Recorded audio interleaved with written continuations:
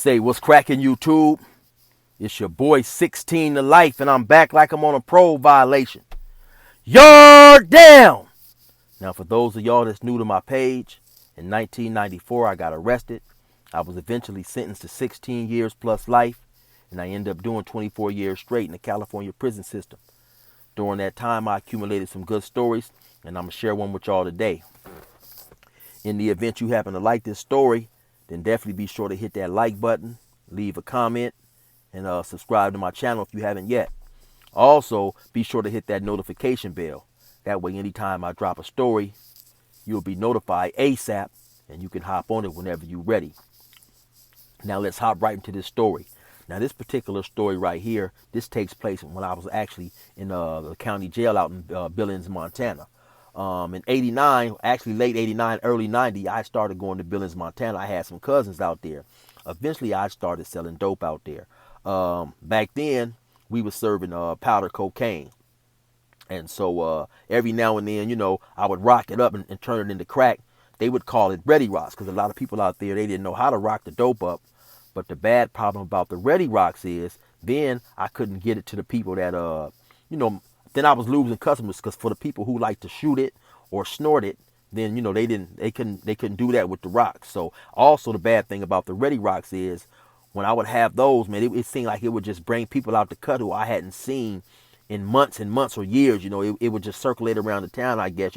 Chill got the Ready Rocks, Chill got the Ready Rocks. And then, I'd see all type of people just popping up at my house late at night and all type of shit, So anyway, let me tell y'all how I ended up in the county. So one day it was another dude out there from Cali. Me and him used to chill, play Tecmo Bowl and shit. Yeah, Tecmo Bowl. That's how old and back this story goes. So anyway, I slid past his house. I'm over there chilling with him. He ain't got no dope, so I'm making all the sales. He letting me get all the sales that's coming to his apartment. Now, at some point in time, he had to leave and go pick his girl up or go do something, So I'm the only person there. So I hear a knock at the door, and it's his pimp. Once I open the door and let him in, by the name of Dominic. Me and Dominic had got into it maybe about 2 or 3 months prior. Yeah, we got into it because I was going to say we didn't get into it, but yeah, because I was gambling, some money came up missing. So long story short, I go to his house. When he opened the door, bing, boom, bing, bing, I get off on him. He was a pimp. He had a hoe. She ended up grabbing a knife, and some shots were fired and all that old type of shit. So, he was a little leery of me. So when he come over there to buy the dope, like I say, he don't expect to see me. You know what I'm saying? So this happened about 2 or 3 months prior to that. So at this point in time, I ain't tripping or whatever. I let him in. I serve him. Now, when I'm letting him out, when I open the door and he step out, all of a sudden a gang of cars swoop up. I'm like, damn, it showed there's a whole bunch of cars pulling up. He said, yeah, sure is, ain't it? So now when the first car that pull up, it's like a Cadillac, like a Seville or something. And anyway, so the dude in the car, he turns the dome light on and he's reading a piece of paper. And when he turned the dome light on, I see that it's the undercover police. It's this white dude. I can't remember his name now, but when he hit the dome light, I recognized him. I said, oh, that's the police. So I shut the door. I run to the bathroom and I throw the baggie. We used to keep the dope in like these little, they used to call them bindles. You cut these little like triangles, like these little triangle pieces of paper out of the notebook, then you'd fold it like into almost like an envelope. And so I threw the baggie in the toilet and flushed the toilet. Then I run about the bathroom and run to his room. When I'm running to his room, they kick in the door. So, they take me out to the car, ask me, what's going on and stuff. I tell them I don't know I'm just chilling, whatever. Long story short, they end up letting me go. So maybe about 2 months later, one day I noticed the police following me. So they've been following me all day. Around 9 or 10 o'clock at night, I'm coming from this club, DL's. They had a little club out there. They pulled me over. They arrest me. They claimed that a bindle had came out of the plastic baggie that I threw in the toilet, and they sent it to the crime lab, and it came, it tested positive for cocaine. So now they arrested me. So okay, I bail out. Now I got a dope charge. So now, I'm fighting my dope charge, but I'm still selling dope, doing my thing. So at some point in time, my grandmother passed away. So I come down to Cali to go to the funeral. When I go back about 2 days later, now they raid my house. While I'm in Cali, I had a homie who I took to Montana with him, my homie by the name of OZ, rest in peace. He rest in peace now. He had called me. We was chopping it up. He told me that he had got drunk and he had lost like about $1,000 worth of dope. He didn't know where it was at. So, we chopping it up. So now when they raid the house, they find the dope. He ended up losing the dope downstairs in the downstairs bathroom. So now they end up arresting me, my brother, and OZ. So my brother was a square. He didn't sell no dope. You know what I'm saying? So they charging all three of us with these drugs. So to make a long story short, me and the homie OZ, we pled guilty to the dope. So they would drop the charges on my brother. They said that would be the deal. They would drop the charges on my brother, depending on he take a lie detector test and pass it and said, the dope wasn't his. He don't have nothing to do with selling drugs. He didn't know the dope was in it at all those type of things. So he ended up passing it. So they dropped the charges. So now, it's like maybe about a year and a half, since I caught the first case. We going back and forth to trial. They postponed it and all that old type of shit. So now my lawyer is telling me he done made a deal with the prosecution. They gonna give me 3 years probation on the first case, 5 years probation on the second case, and it's gonna all run concurrent. So essentially what's happening is really just like I'm only serving a 5-year probation. So I'm asking him, I say, man, well, I know I was out out on bail on the first case. I said, man, are you sure the DA gonna go for this? He said, yeah, I didn't talk to him. It's cool, So I had to plead guilty, sign the papers, and I go to court and get the probation. But the bad thing about that in Montana is once you plead guilty, the judge is not bound to that plea agreement. And if the judge don't want to stick to the plea agreement, then you can't pull back your guilty plea. And so he explained all that to me. But, I said, okay, well, that sounds kind of slick. So are you sure that the judge going to go for this? He said, yeah. So, okay, our day come to go to court, me and OZ. So they happen to call OZ's name first. They sentenced him to 3 years probation that he agreed upon with the deal. So now when the judge called my name, first thing he say is, now I'm not bound by the plea agreement. I said, okay, yeah, I know. So now I'm thinking in my head, oh, these motherfuckers getting ready to fuck me. Because he didn't say that to OZ. So he starts reading off the probation report, how they talking about I'm a drug dealer and, blah, blah, blah. I'm from California and I'm doing this, I'm doing that. And so the judge said, man, he said, I'm not inclined to agree to give you, 5 years. And so he talks for a little bit. Then he say, okay, man, I'm going to sentence you to 10 years in the Deer Lodge State Penitentiary. I'm like, oh, man, these motherfuckers didn't fuck me. You know what I'm saying? So then he go to talking for a little bit. And like I said, at this time, I'm like maybe 20, 21 years old. He go to talking for a little bit. Then he say, I'm going to suspend all that except for 60 days, which you have to serve now. You know what I'm saying? So the sheriffs come get me, take me to jail. I'm like, oh, man, these motherfuckers didn't work me. You know what I'm saying? So when I get there, they throw me in a tank. Eventually, they throw me in this little tank, kind of like you would see in 60 Days In, So they keep me in there for maybe about 3 or 4 days. Then one day they come and get me. They move me. They take me down the hall. I'm passing these 2 big old tanks where they keep people who are permanently housed. Now, the first tank I pass, I'm like, okay, am I going up in here? They say, no. It's a few brothers up in there that I knew from Billings, some dudes up in there and shit. So I wanted to go up in there. So they walked me past that one. They put me in another big old giant tank. Now, when I get up in this tank, I'm the only black dude up in there. It's a gang of white dudes up in there. It's a few Indians and shit and some Mexicans and shit. So I'm like, damn, man, these motherfuckers didn't work me. I'm trying to figure out how the hell can I get to this other tank. So now I stay up in there a couple of weeks, and so one day, white dude come up in there. He probably about 35 years old, maybe up in 40, somewhere up in there, man. Probably about, man, I would say maybe about 6 feet, kind of a skinny dude, So now when he come up in there, he go to his tank, his cell or whatever. He do whatever. Now, at some point in time, you can tell that it's something going on. A lot of the white boys is talking. They getting in circles. They talking real quietly and shit. You can just definitely feel it's some tension. It's some bullshit going on. But like I say, I'm the only black dude up in there, so I'm not privy to this conversation or whatever. But obviously, it has something to do with this new white dude that they done slid up in there. So this shit go on for about a day or two, Now in that tank right there, we had a big old giant day room, man. It was two like I would say probably 25-inch floor model TVs. The whites would sit on one side, and the Indians and the Mexicans, they watch TV on the other side. And also they had like about 5 or 6 big comfortable chairs up in that motherfucker and shit. So like I say, it's definitely something going on. You can dudes just they talking, and ain't nobody really messing with this white dude either. And so uh, about 2 days go past, maybe a day or two somewhere up in there. Now one day he comes out, the white dude, and he comes to the day room, and he sits down. And he starts watching TV. He starts watching TV. So now I'm over there playing checkers with this Indian dude. And so, you can just feel, like I said, you can feel the tension. There's definitely something going on. So now all of a sudden, three white dudes come out of a cell, and they're walking kind of like with their back up against the wall, so not to be seen in the peripheral of this dude who's sitting in front of the TV, not paying attention. So the Indian dude, he said, hey, look. So there's definitely something going on. So now we're over there, we're watching these dudes. They're coming they're creeping up along the side of the wall to put themselves in a position to where they're behind this dude.